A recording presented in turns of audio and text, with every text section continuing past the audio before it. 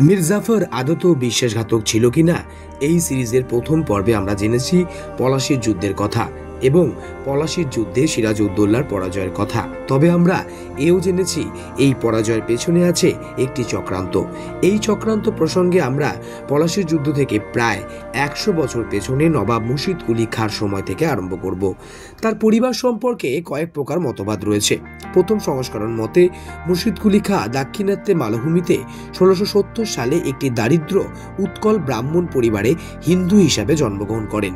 মুর্শিদ কুলি খাঁকে হাজি সাফি ইস্পাহানি নামে ইরানের একজন উচ্চপদস্থ মুঘল কর্মকর্তা কৃতদাস হিসাবে ক্রয় করেন। কৃতদাস হিসাবে বিক্রি হওয়ার পূর্বেই পারস্যের বণিক ইস্পাহানা তাকে ক্রয় করে ইসলাম ধর্মে ধর্মান্তরিত করেন এবং নাম পরিবর্তন করে মুহাম্মদ হাদি বা মির্জা হাদি নাম রাখেন। ইস্পাহানাই তাকে শিক্ষিত করে তোলেন। অন্যান্য ইসলামী শাসকদের থেকে ভিন্ন মুর্শিদ কুলি খানের একটি মাত্র স্ত্রী ছিল, যার নাম নাসিরি বানু বেগম, এবং কোনো উপপত্নী ছিল না। তার 3 সন্তান, 2 মেয়ে ও 1 ছেলে। তার একটি কন্যা নবাব সুজা-উদ-দিন মোহাম্মদ খানের স্ত্রী এবং সরফরাজ খানের মা হন। 1717 সালে ফারুকশিয়ারির দ্বারা তিনি মুর্শিদাবাদের নবাব নাজিম নিযুক্ত হন।